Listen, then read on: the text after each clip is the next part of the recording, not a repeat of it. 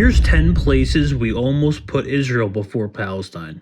The Soviet Union, Jewish Autonomous Oblast. So before Israel was a thing, instead of opting for deportation, the USSR actually built a Jewish homeland in their own country, deep in Siberia, in the mosquito-infested swamp of Azerbaijan that actually still exists today. This is actually a state-backed effort to create socialist Jewish republic as an alternative to Zionism, which they actively opposed and was initially supported by Stalin. Obviously not the best of conditions, so thousands of settlers left within just a couple of years, almost immediately. Now it's just a sparsely populated area in the far east of Russia, bordering China, with less than 1% of a Jewish population. In the 1920s, Joseph Stalin carved out separate divisions within Soviet republics to isolate certain groups, often because of their religious or political beliefs.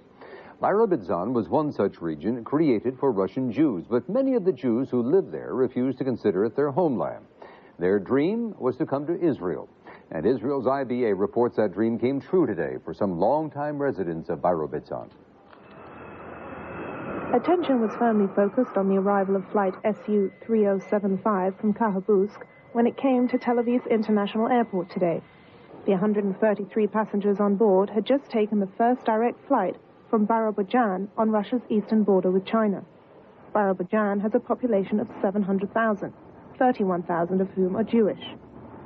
Azerbaijan created significance in 1927 when Stalin created the area for Zionism and a way of alienating the Jewish people from the land of Israel. And today, some of those people finally made it to their homeland, the land of Israel. Today's flight constitutes a victory of Zionism over communism. So for this reason, we're very happy. A second flight bringing another 113 immigrants is arriving this evening. The Jewish agency says they hope the rest of the community will be in Israel soon. Madagascar.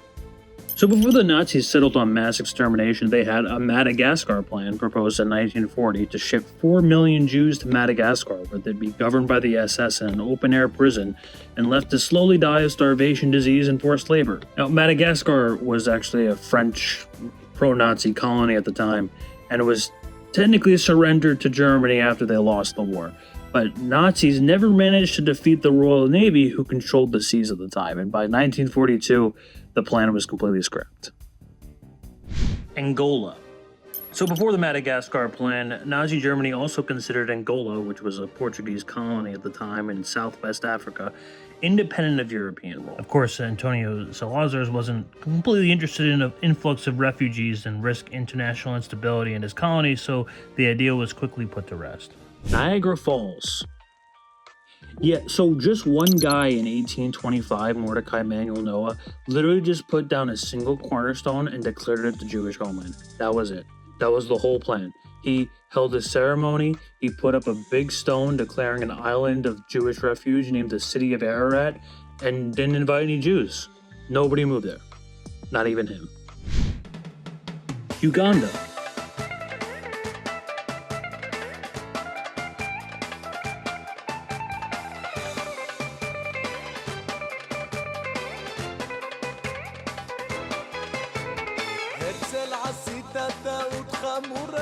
הלכת, בחרת מדינה לא נכונה, עמדת במרפסת, צילמו אותך תמונה, אמרת אם תרצו, אין זו אגדה.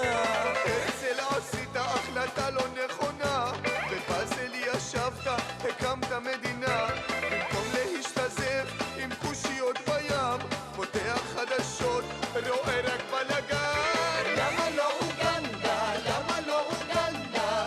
ונפטרו פה כל הבעיות. למה לא אוגנדה? למה לא אוגנדה? מלחמות במקום רק ליהנות. למה לא אוגנדה? למה לא אוגנדה? לאוטובוסים אנחנו לא עולים. למה לא אוגנדה? למה לא אוגנדה? 98% מובטלים. So in 1903, the British Empire offered the Zionist movement a chunk of British East Africa, which was actually modern-day Kenya at the time, as a temporary Jewish homeland backed by Theodore Herzl himself as a short-term solution for persecuted Jews. But of course, no one really asked the people living there. But the Zionist Congress formally rejected the offer in 1905, not settling for anything less than the Holy Land. Influence the unfolding human story. It is therefore not in the slightest bit surprising that one of the first conceptual drafts of Zionism was to opt for a national home for the Jewish people in your land. Of course, it was called the Uganda plan, but it was actually the Kenya plan. And maybe, who knows, we may have been now neighbors together, although absolutely impossible because of our unique connection to this holy land. But still, it clearly highlights the many points of contact and similarity between our peoples. In other words, Mr. President and First Lady, we are more than partners. We are clearly mishpacha, family. East Africa. By the 1930s, Fascist Italy had invaded Ethiopia. Mussolini and his government once floated the idea of resettling European Jews in East Africa, specifically Ethiopia's Gojam and Begemder regions next to Beta Israel in the highlands where the black Jews lived. Ethiopian forces never stopped resisting Italian occupation, and Italy was way too broke to afford the large infrastructure projects that it would require. So the proposal was never seriously developed before Italy fully aligned with Hitler in 1938.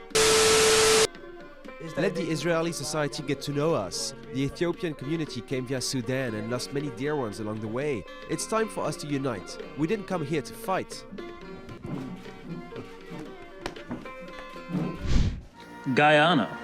In 1939, the British government briefly considered shipping the Jews off to the underdeveloped tropical colony of the British Guiana in modern-day Guyana in the northwestern coast of South America. The British had even sent a delegate to assess whether it would be able to handle such a large influx of Jewish immigrants, whether it would become colonial subjects and forced to become laborers to extract resources. The plan quickly fell apart as when they surveyed the area, the colony was found not to be very suitable for such a large-scale migration. The plan quickly fell apart as the survey found that the colony was not very suitable for such a large-scale migration before World War II escalated. Japan.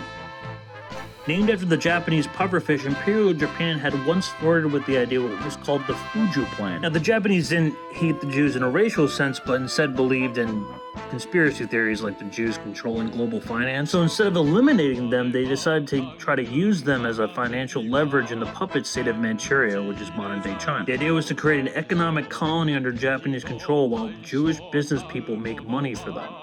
Now, this plan never really came to fruition, especially after losing World War II. Australia. Australia was actually once considered for a Jewish homeland, not once but twice. A Jewish organization called the Freeland League, who believed in the need for a Jewish refuge but outright opposed the idea of Zionism, wanted to resettle 75,000 Jews in the Kimberley region of Western Australia. It was actually one of the most serious and well-developed proposals for a Jewish homeland outside of Palestine that gained initial support from Australian businessmen and politicians who saw it as an opportunity to boost economic development. The Kimberley region of Australia seemed perfect because it was huge, sparsely populated, and far from geopolitical conflicts in the post-war era before eventually getting rejected by the Australian government in 1944. Afterwards, Australian journalist Frank Critchley Parker Jr. envisioned a sanctuary for the Jews in the remote southwest wilderness of Tasmania, inspired by the broader efforts of the Freeland. Parker proposed establishing a Jewish settlement near Port Davey, believing that up to 50,000 Jewish refugees could develop the area and foster mining and agriculture industries. In March 1942, Parker embarked on an expedition to survey the proposed site by himself and ended up becoming ill.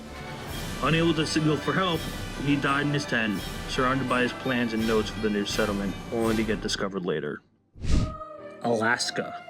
In 1940, United States Interior Secretary Harold L. Ickes proposed the Slattery Report, a plan to resettle Jewish refugees in Alaska to boost the region's economy while keeping them out of mainland United States. It was framed as a humanitarian effort, but in reality, it was just about using Jewish labor to develop a remote territory.